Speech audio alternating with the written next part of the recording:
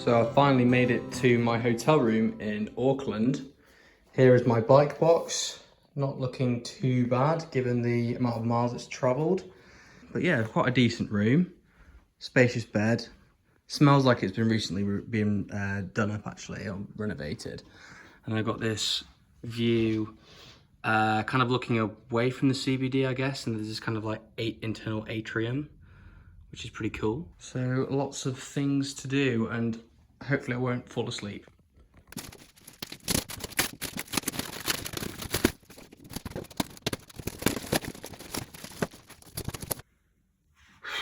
Let's just hope it's all here. Let's hope it's all here.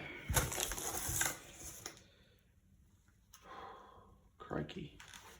So final damage on the bike box. Yeah, it doesn't look too bad. Chain cogs, they obviously dug into the cardboard, and also the forks as well.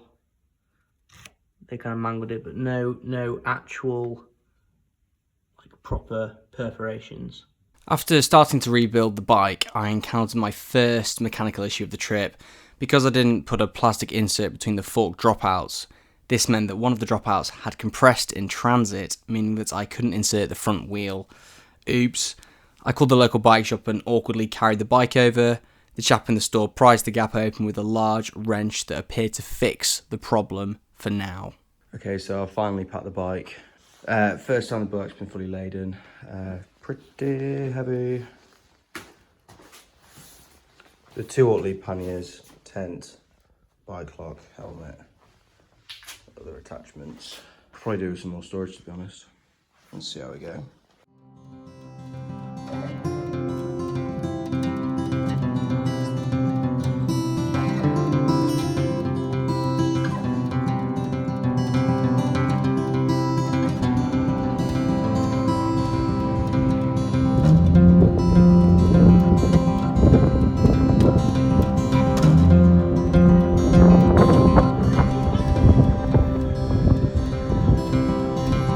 The time came for me to catch the long bus north to Kirikiri in the Bay of Islands.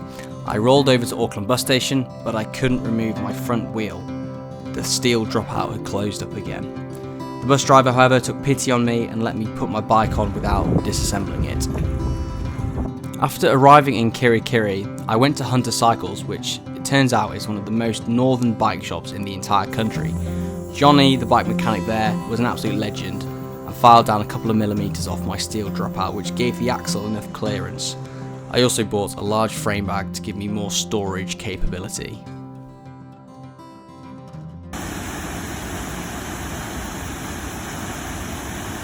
Scudders Beach, about 5 kilometers outside of Kirikiri in the Bay of Islands. Absolutely boiling as well. With the bike now in working order, I needed to sort out how I was going to get to the Cape when it is super rural with very little public transport. The plan I came up with was to get the bus to Kaitaia, followed by a private transfer to Cape Reinga, which I found by looking on the Tour Aotearoa Facebook page. I would be staying at Tapotapotu Beach, which is a Department of Conservation campsite 5 kilometers from the lighthouse right at the top of New Zealand. Thank you, Towels, for transporting me and my bike up there.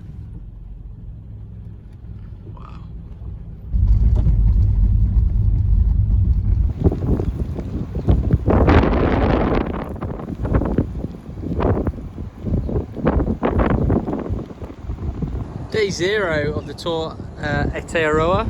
I'm at a campsite which is 5 kilometers southeast of the Cape. Just parked up over there near those trees. Quite blustery, very rainy, but I'm really excited. I'm excited about what's to come. Got to get up at a decent time tomorrow and try and smash it out. It'd be nice to get to Ahipara. Failing that, it'll be somewhere along 90 Mile Beach, but hopefully I don't get lost in the dunes.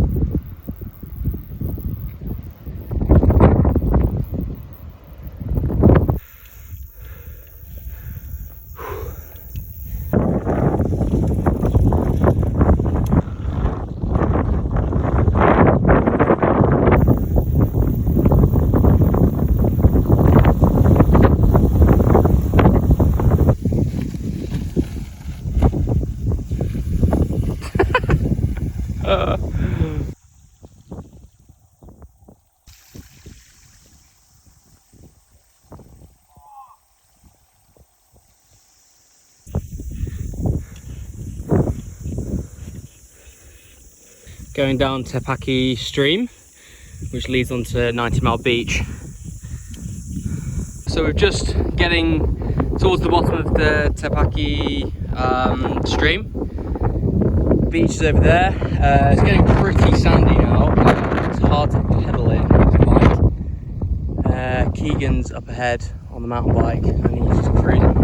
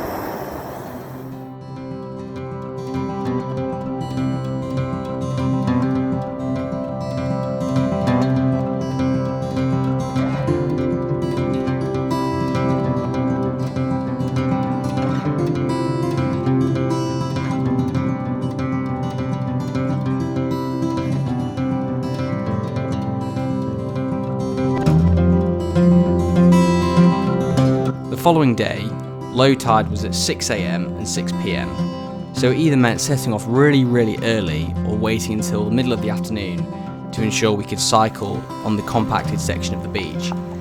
So this, in addition to us nearly running out of food and water, resulted in us deciding to bail from the beach and onto the main road, which would give us a smoother ride into Kaitaia. The rain was absolutely torrential. Keegan and I were soaked to the skin by the time we got to Pukenui. We therefore decided to call Keegan's friend who gave us a lift to Ahipara. Not our finest hour, but it gave me a good opportunity to resupply, buy a high-vis jacket and dry all my gear. The Oatley panniers though were fantastic, and most of the clothes that were packed away in those remained dry. So I've had to cycle this morning from Ahipara to Kaitaia. Basically my left crank arm came off yesterday, and as you can see I'm missing a pinch bolt and I think an end cap on my Shimano Sora. So the bike's rideable, but I'm just keen to not put too much torque through the pedal, so I've limped over to Kaitaia, which is about 7 miles away, and I'm now in the intercity bus station which I came into about 4 days ago. Plans to get to Kirikiri, go to the bike shop. They are going to have a look at my bike and hopefully get my crank in proper working condition. So it's the end of day 3 of this silly cycling expedition. Took it to the bike shop in Kirikiri, which is the only one in miles around. Yeah, they had a look at the crank arm, and basically it was worn, like the threads on the inside of the crank arm were just completely worn. So I need a new one. So I've ordered a Shimano Ultegra crank arm, which is like much higher specification than I need, but it's the only one that they could order in. So they're gonna put that on tomorrow. I've also asked Johnny, the mechanic there, to just give my bike a bit of a once over and make sure that like nothing else is gonna break, just because I don't think I have the endurance to just carrying on dealing with mechanical issues. But yeah, I'm looking to get over towards Omaperi, which is about 80 kilometers southwest of here. So the time came to roll out towards Omaperi.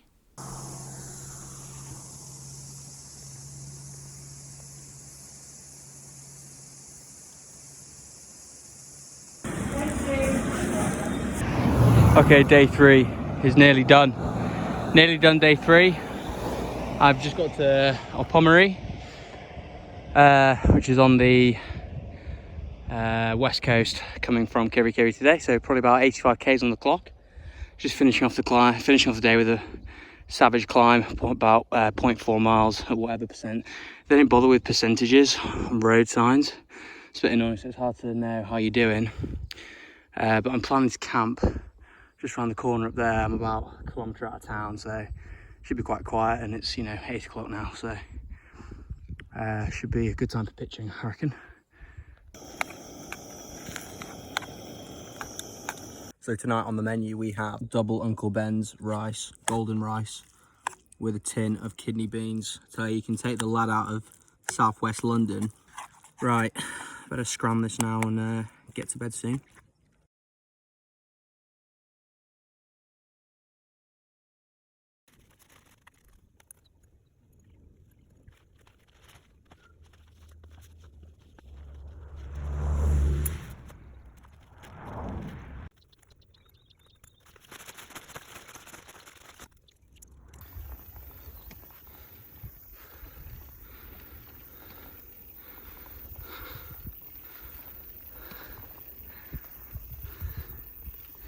We're in the Kauri forest.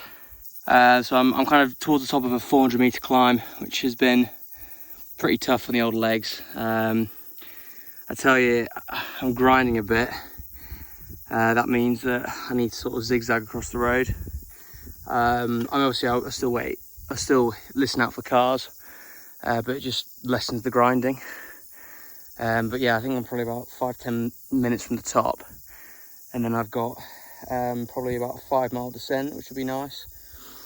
There's not much between here and Dargaville, with the exception of it's like Tour Aotearoa or something. It's like this massive New Zealand tree, which I'd like to go and see.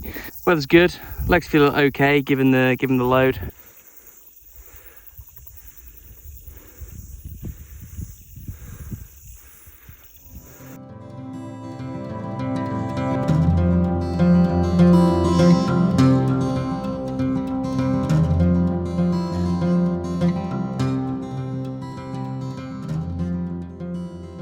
So I'm about 10 k's out of Dargaville now. Stayed at the holiday park there, and I've just come up these rolling hills. I've stayed off the main road because it is anniversary weekend, so the roads might be a bit more busy than usual as people head out of Auckland up here. And I'm following this road and it's turning into gravel. I think there's about 19 k's of gravel today, so it's going to be a bit of a slog, but hopefully I can get to Paparoa, I think it is, which is about 50 k's away.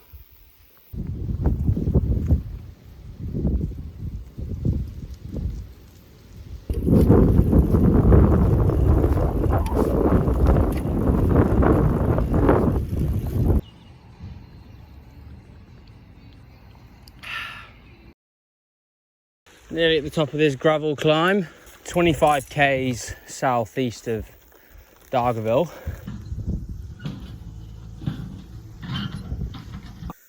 So this gravel track may not look that bad, but if you look very closely, there are like divots. They almost look like tractor tracks in the gravel, and it basically just rattles me like proper bad, and my panniers like. But so far, nothing's fallen off. But this is the bane of my life.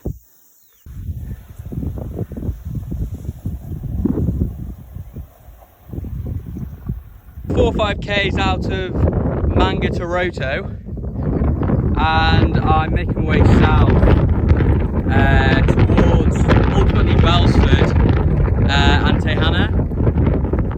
It is about 11 o'clock in the morning. Made some decent progress. That's the road that I came up from. Bit of a climb on gravel.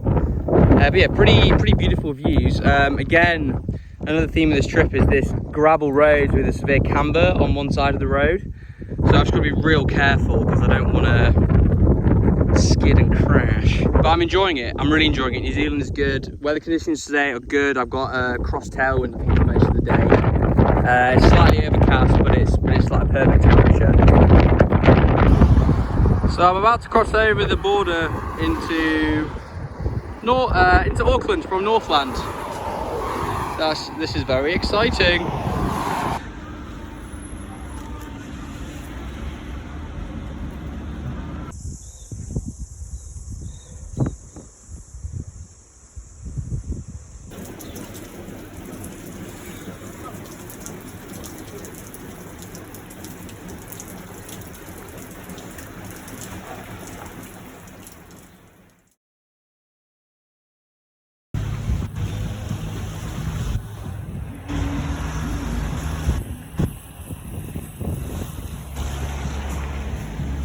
So we're about to cross into Waimate Harbour, which is kind of ultimately the harbour that Auckland sits within, I think.